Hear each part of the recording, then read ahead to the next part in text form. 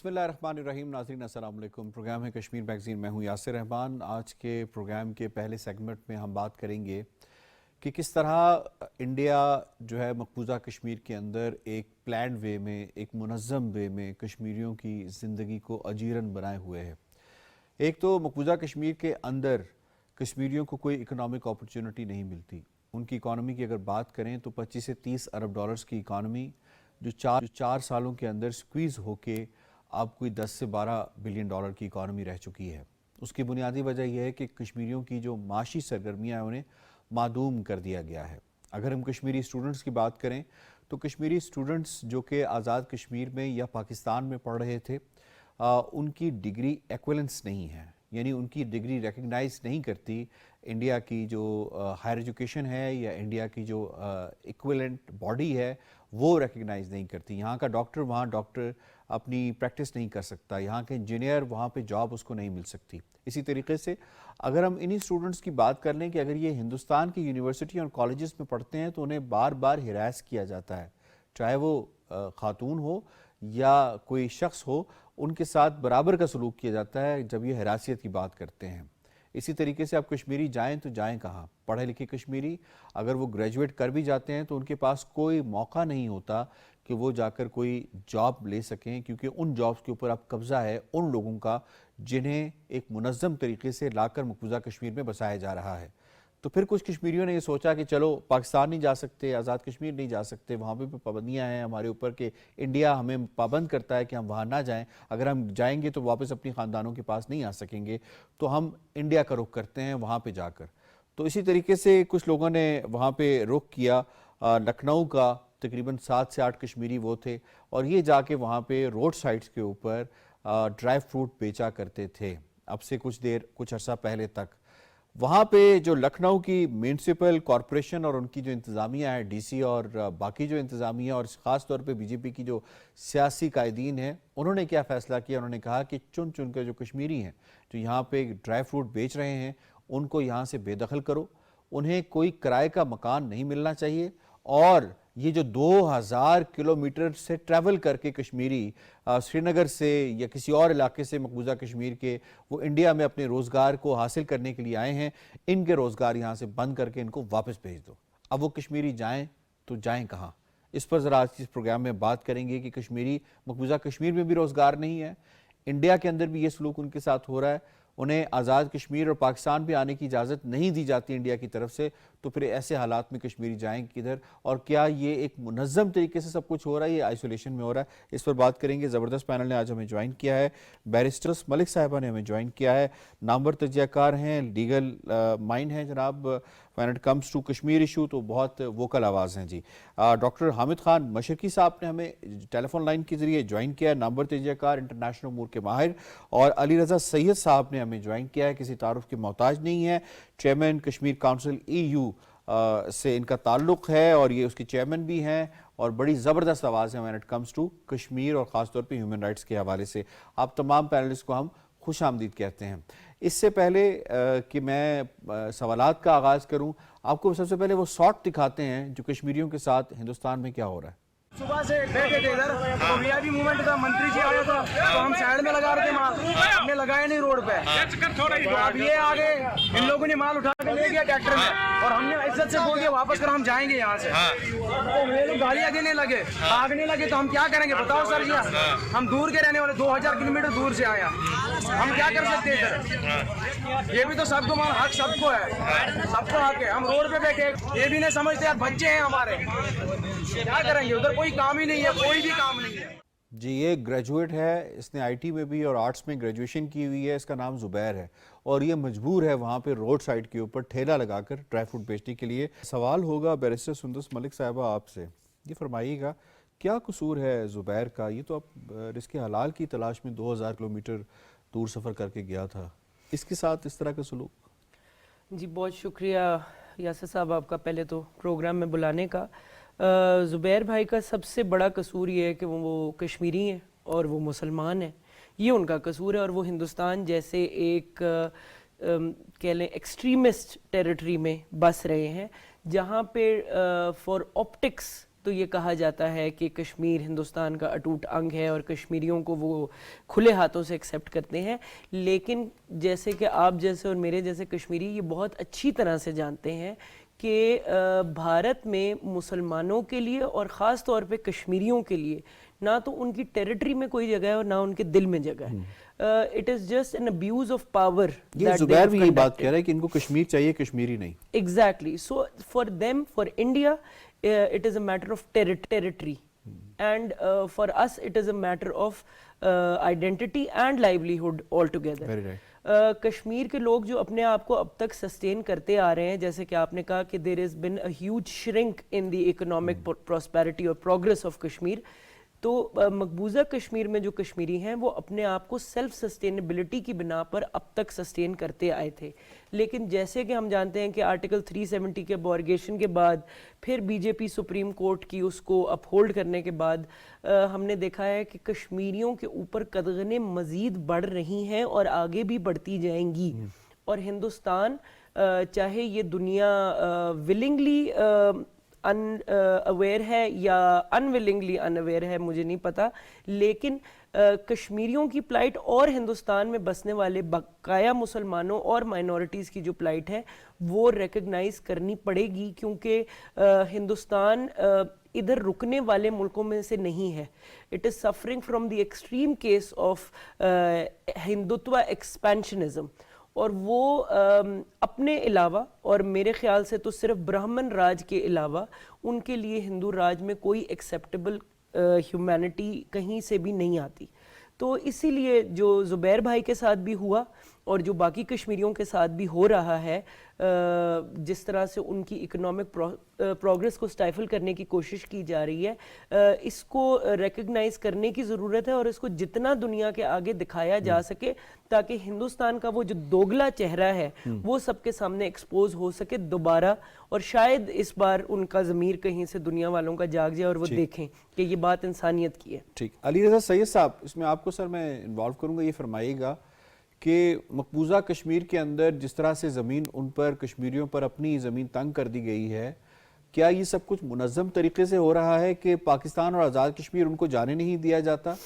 India کے اندر جب وہ جاتے ہیں تو زبیر کے ساتھ جو کچھ حال ہوا, ایک پڑھا لکھا نوجوان ڈرائی فروٹ بیچنے پہ مجبور ہے روڈ سائڈ پہ ایک ٹھیلا لگا کے, وہ نہیں لگانے دیا جا رہا. یہ سب کچھ منظم طریقے سے ہو رہا ہے سر؟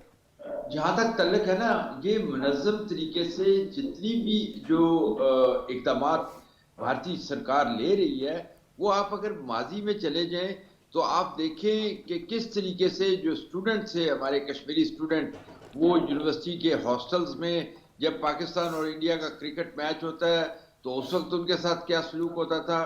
یہ ساری چیزیں جو ہے وہ مودی سرکار ایک منظم طریقے سے کشمیریوں کی حوصلہ شکنی اور کشمیریوں کے اندر جو تڑپ ہے ان کی آزادی کی, اس کو ختم کرنے کے لیے اس کے ساتھ ساتھ وہ پاور کا استعمال کر رہے ہیں. جتنی طاقت کا استعمال مودی گورنمنٹ کے دوران ہوا ہے, میرا خیال میں اس سے پہلے کبھی نہیں ہوا. پیلٹ گن ہو یا وہ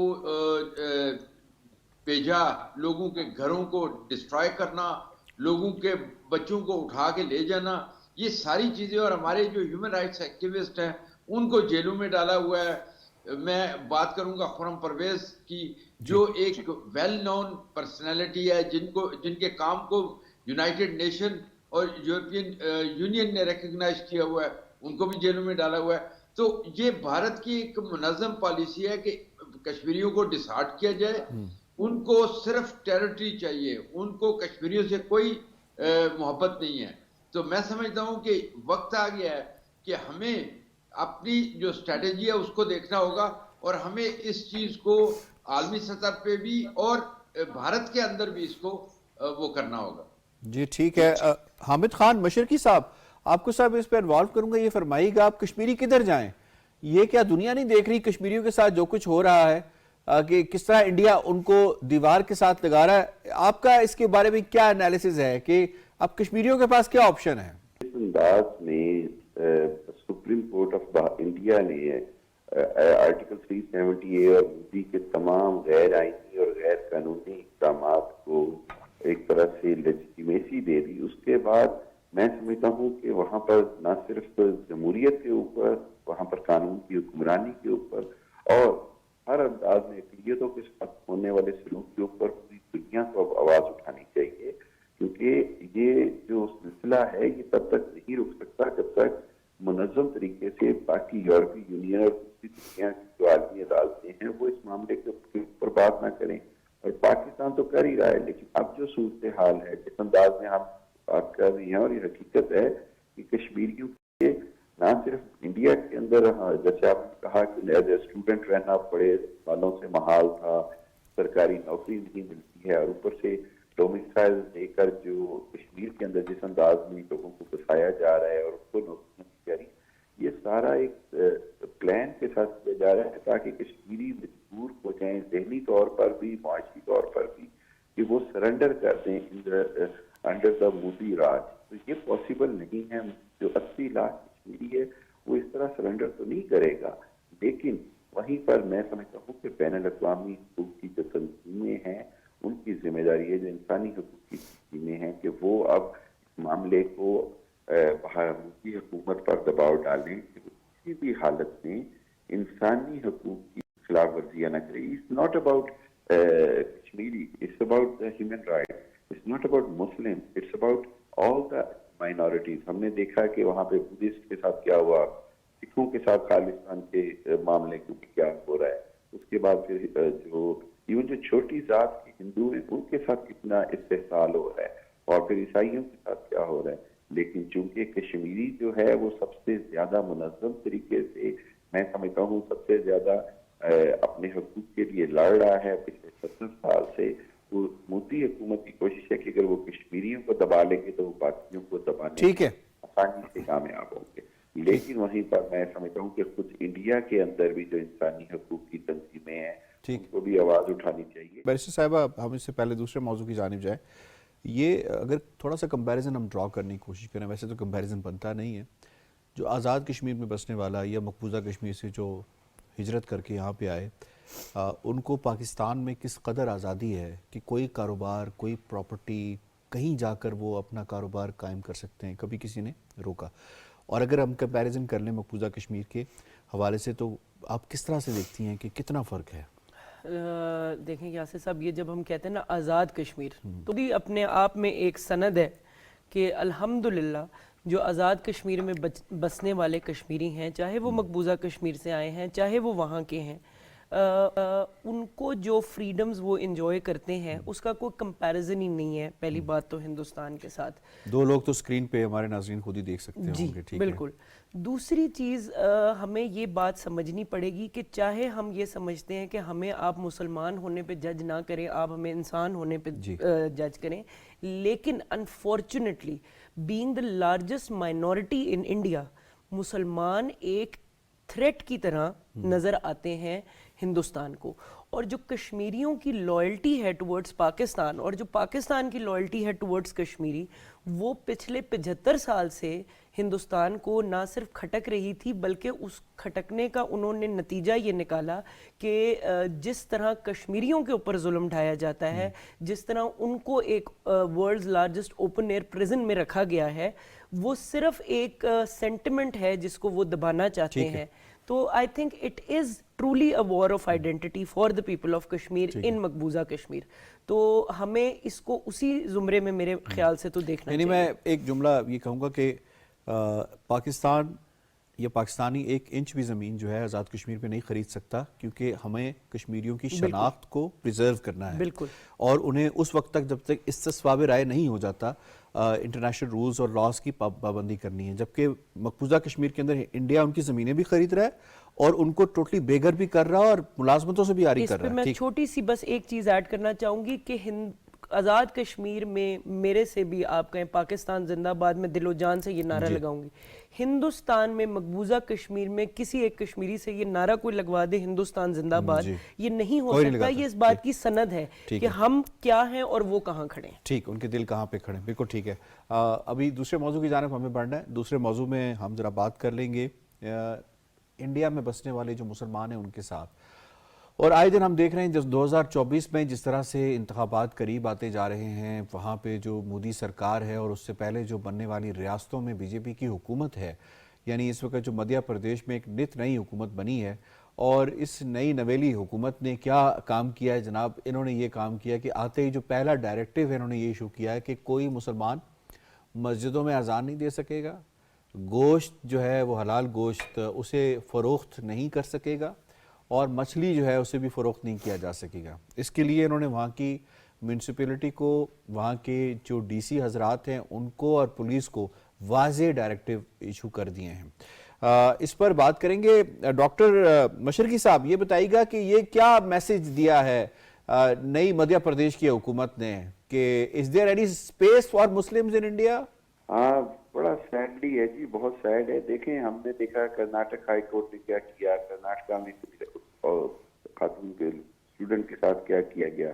اب یہ مدھیہ پردیش کی جو حکومت ہے اس کا جو یہ اقدام ہے یہ دراصل میرا خیال تو یہ ہے کہ فوری طور پر کورٹ میں چیلنج ہونا چاہیے، اور یہ جو بنیادی انڈیا کا جو آئین ہے جو لوک سبھا اور راجیہ سبھا نے خود پاس کیا ہوا ہے، یہ اس کی تمام جو بنیادی حقوق دیے گئے جس میں مسلمانوں کو، اس کی خلاف ورزی ہے، جس میں چاہے وہ اذان لاؤڈ سپیکر پر دینے کی بات ہو، چاہے وہ جمعہ کھلی جگہ پر پڑھنے کی بات ہو، اپنا گوشت کھانے کی بات ہو، گوشت بیچنے کی بات ہو۔ تو اس طرح کا یہ جو اقدامات ہیں دراصل یہ مسلمانوں کے اندر مزید میں سمجھتا ہوں بے چینی پھیلانے کی کوشش ہے، اور اس کے ساتھ ساتھ یہ کہ یہ ثابت کیا جا رہا ہے کہ وہی جو بی جے پی کی ہندوتو آئیڈیالوجی ہے کہ جی جو ہندوستان ہے وہ صرف ہندوؤں کے لیے ہے اور باقی تمام یا کسی بھی مذہب کے لیے اس میں جگہ نہیں رہ گئی ہے، اور آج کے دور میں یہ انتہائی فاشسٹ اقدام ہے، یہ انتہائی فسطائیت ہے مدھیہ پردیش حکومت کی۔ اور ہم نے دیکھا تھا کہ الیکشن کمپین کے دوران بھی اس نے جو وزیر داخلہ ہیں امت شاہ، انہوں نے وعدے کیے تھے کہ ہم مدھیہ پردیش کے اندر موہن یادو جی نہیں یادیں تو وزیر اعلیٰ بنے نا جب یہ کمپین، جی وزیر داخلہ امت شاہ کی بات کر رہے ہیں جی، امت شاہ جب کمپین میں گئے ہیں وہاں پر تو انہوں نے وہاں پر اس طرح کے وعدے کیے جی کہ جو لوگ بزرگوار یا جو مسلمانوں کے الفاظوں کے اوپر، مسلمانوں کی جو بولی ہے اس کے اوپر انہوں نے اٹیک کیا کہ ہم یہ بولی بھی بولنے نہیں دیں گے، یعنی ہم اردو کو بھی بولنے نہیں دیں گے بلکہ صرف ہندی بولنے والے کو ہم یہاں پر گنجائش کریں گے، یعنی زبان کے بولنے پر بھی انہوں نے جو ہے وہ قدغن لگانے کی بات۔ تو یہ جو صورتحال جو ہے نا وہ انتہائی خطرناک ہو گئی ہے۔ میں یہ سمجھتا ہوں کہ اگین جو بھی ہے وہاں پر فوری طور پر اس کو کورٹ میں چیلنج کرنا پڑے گا۔ وہیں خود بھارت کے اندر جو انسانی حقوق کی تنظیمیں ہیں، چلیں آپ نے 2 مرتبہ کہا کورٹ میں چیلنج کرنا پڑے گا، میں اس میں بیرسٹر صاحبہ کو بھی شامل کرتا ہوں۔ کورٹ میں چیلنج کرنے سے ان کو ریلیف ملے گا؟ ہم نے دیکھ لیا آرٹیکل 370-35A کا جو حال ہوا، افضل گورو کا جو حال ہوا، اس کے علاوہ جو وہ بابری مسجد کے اوپر جو بلقیس بانو جو خاتون ہے اس کے ساتھ جو حال ہوا، کیا کورٹ کوئی ان کو ریلیف دے پائے گی مدھیہ پردیش کے مسلمانوں کو؟ یاسر صاحب اگر تو یہ ہوتی نا انڈین سپریم کورٹ تو میں کہتی کہ شاید تھوڑی بہت امید ہے، لیکن مودی سپریم کورٹ کی تو اپنی ایک ہسٹری ہے، بڑی ڈارک ہسٹری ہے۔ نہیں یہ انڈین سپریم کورٹ نہیں ہے، یہ بی جے پی سپریم کورٹ ہے، تو وہ ان کا بالکل ان کے تمام اقدام، جیسے کہ انہوں نے افضل گرو صاحب کے ورڈکٹ میں کہا تھا کہ this verdict has been passed to satisfy the collective conscience of the Indian people. The same way, every single judgment on Kashmir یا مسلمانوں کے لیے جو ججمنٹ ہے it is only to satisfy the extremist Hindutva ideology, number 1۔ Number 2، ابھی بات ہو رہی تھی کہ یہ جو اقدام ہو رہے ہیں یہ کس طرف اشارہ کرتے ہیں۔ میں اللہ سے دعا کرتی ہوں کہ کروٹ جنت نصیب کرے محمد علی جناح صاحب کو، جنہوں نے 2 قومی نظریے کے تحت ہمیں یہ بتایا کہ ایک مسلمان اقلیت ایک ہندو میجورٹی میں سروائیو نہیں کر سکتی، اور وہ آج ہم پورے ہندوستان میں دیکھ رہے ہیں، چاہے وہ اچھا ایک اور پوائنٹ جو بھی نیا بل لے کر آ رہے ہیں لوک سبھا کے اندر، اس کے اندر جو ٹیلی کمیونیکیشن کا جو ریگولیشنز کا جو بل آ رہا ہے کہ جس کو چاہیں اس کو ٹیپ کریں، جس کو چاہیں نیٹ بند کر دیں، اب یہ پورے انڈیا میں ہو رہا ہے۔ جی ہمیں امید یہ تھی کہ شاید ہندوستان والے کسی دن وہ سواد چکھیں گے جو ہندوستان کشمیریوں کو چکھنے جا رہے ہیں، چکھاتا ہے، اور انشاءاللہ اب یہ ایسا لگ رہا ہے کہ ہندوستانی خود دیکھیں گے کہ جب آپ کی ہر چیز پہ قدغن لگ جائے تو زندگی کیسی ہو جاتی ہے۔ ٹھیک ہے، میں اس میں علی رضا سعید صاحب آپ کو شامل کروں گا۔ سر یہ فرمائیے گا کہ یہ سب کچھ جو ہو رہا ہے مدھیہ پردیش کے اندر، یہ 2024 کے انتخابات کی تیاری ہے کہ دوبارہ سے مائنڈ میک اپ کیا جائے تاکہ دوبارہ مودی کو لایا جائے اور پھر سے وہی کام کرے جو کہ مسلمانوں میں ہو رہا ہے مدھیہ پردیش میں؟ سر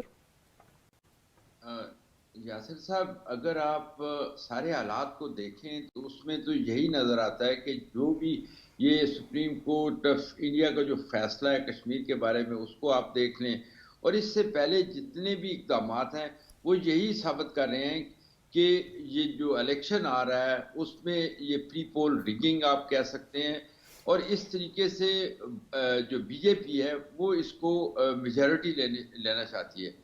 تو اس کو جو سب سے بڑی اس وقت مودی سرکار کو جو ایڈوانٹیج ہے وہ یہ ہے کہ دنیا کی نظریں جو ہیں وہ یوکرین پہ، مڈل ایسٹ پہ لگی ہوئی ہیں، اور کوئی دنیا کا کوئی ملک جو ہے وہ ان کے اندرونی معاملات جو ہیں جو اس وقت انڈیا کے اندر جو کچھ ہو رہا ہے یا مقبوضہ کشمیر کے اندر ہو رہا ہے اس میں اتنی دلچسپی نہیں لی جا رہی. تو یہ موقع سے فائدہ اٹھاتے ہوئے اگلے الیکشن سے پہلے مجھے تو یہ بھی ڈر ہے کہ کہیں یہ فالس فلیگ کوئی آپریشن کر کے اور اس کا بھی وہ مدعا ڈال دیں کشمیریوں پہ یا پاکستان پہ. تو یہ چیزیں بھی ہو سکتی ہیں، سب کچھ پاسبل ہے، کیونکہ مودی کو اس وقت جو ہے وہ پتہ ہے کہ دنیا مصروف ہے دوسری طرف، اور ہم نے اپنی جو اس کی پبلک ہے جہاں پہ اس نے جو ایکسٹریمسٹ آر ایس ایس ہے اس کی جتنی پینیٹریشن ہوئی ہے خاص کر غریبوں میں، وہ چیز جو ہے اس کو وہ ایکسپلائٹ کرنا چاہتے ہیں اور اپنی جو حکومت ہے اس کو دوام دینا چاہتے ہیں. اور جب تک عالمی برادری کا پریشر نہیں ہوگا، جب تک عالمی برادری اس کو بے نقاب نہیں کرے گی، تب تک میں سمجھتا ہوں کہ سب سے اہم جو ہے وہ ہمیں جو انڈین پاپولیشن ہے ان کے اندر اور کشمیریوں کو بھی یہ بتانا ہوگا کہ بھارتی سرکار کشمیریوں کے حق خود ارادیت کو یا ان پہ ہونے والے جو مظالم ہیں اس کی قیمت ادا کرنی پڑے گی. ٹھیک پوائنٹ آ گیا سر آپ کا. میں بیشتر صاحبہ یہ بتائیے اس طرح کے اقدام جو مدھیہ پردیش میں ہو رہا ہے، جس لاء کے حوالے سے آپ نے بات کی ہے، اس سے کیا کسی کی شناخت چھینی جا سکتی ہے یا محض الیکشنز کا ایک سٹنٹ ہے اور اس کے بعد پھر جو ہے وہ حالات نارمل کی طرف آ جائیں گے؟ یہ آگے بڑھتا جا رہا ہے معاملہ، یہ بڑھے گا آگے؟ دیکھیے جی، جہاں تک بات ہے نا کہ ویدر اٹس ٹیمپرری اور پرماننٹ، سبرامنین سوامی صاحب نے ایک چینل 4 کو ایک دفعہ انٹرویو دیا تھا جس میں ہیومن رائٹس کی بات ہوئی تھی، اور انہوں نے بڑا واشگاف الفاظ میں یہ کہا تھا کہ وہ مسلمانوں کو انسان ہی نہیں سمجھتے. And that is truly representative of the extremist Hindutva sentiment. اور جو اقدام ابھی ہو رہے ہیں، جیسے میں نے پہلے بھی مینشن کیا کہ بی جے پی گورنمنٹ جو ہے وہ ایکسپینشنسٹ ہندوتوا آئیڈیالوجی پہ بلیو کرتی ہے، اکھنڈ بھارت پہ بلیو کرتی ہے، اور ان کے یہ جو اقدام ہیں یہ صرف اور صرف اپنی ایکسپینشنسٹ رژیم کے جو حامی لوگ ہیں ان کو سیٹسفائی کرنے کے لیے. ایک چیز اس میں یہ اور ایڈ کرنا چاہوں گی کہ جہاں تک بات ہو رہی ہے کہ ہندوستان کے پیچھے جو دنیا میں لوگ کھڑے ہیں، ہندوستان ایک بہت بڑی غلطی یہ کر رہا ہے کہ وہ اپنے ان ایلائز پہ ڈیپینڈ کر کے جو کہ کوسوں دور بیٹھے ہیں ان سے، وہ ان نیبرز کے ساتھ اپنے تعلقات کو خراب کر رہا ہے جو کہ امیڈیٹ نیبرز ہیں. نیبرز تو بعد میں آتے ہیں لیکن جو کچھ وہ اپنے لوگوں کے ساتھ، اپنے نیشنلز کے ساتھ کر رہا ہے وہ بھی دیکھنے کی ضرورت ہے. ابھی جیسے چائنا کا بیان آیا آرٹیکل 370 کی ابورگیشن کے اوپر، قطر میں جو ہوا، سری لنکا میں جو ہوا، مالدیوز میں جو ہوا، دنیا ہندوستان سے تنگ ہے اور وہ زیادہ دیر ان اقداموں کو آگے نہیں چلا سکیں گے. لانگ ٹرم نہیں ہوگے، یہ شارٹ ٹرم ہے کیونکہ شارٹ سائٹڈنس کا مظاہرہ کیا جا رہا ہے بی جے پی کی طرف سے. آئی ہیو ٹو وائنڈ اپ. شکریہ ادا کرنا ہے جی بیرسٹر سندس ملک صاحبہ کا، ڈاکٹر حامد خان مشرقی صاحب کا، علی رضا سید صاحب کا. آج کے دونوں موضوعات کے حوالے سے آپ نے اپنا تجزیہ تبصرہ پیش کیا. پروگرام کشمیر میگزین سے اتنا ہی. یاسر رحمان کو دیجیے اجازت. اللہ نے کے بعد.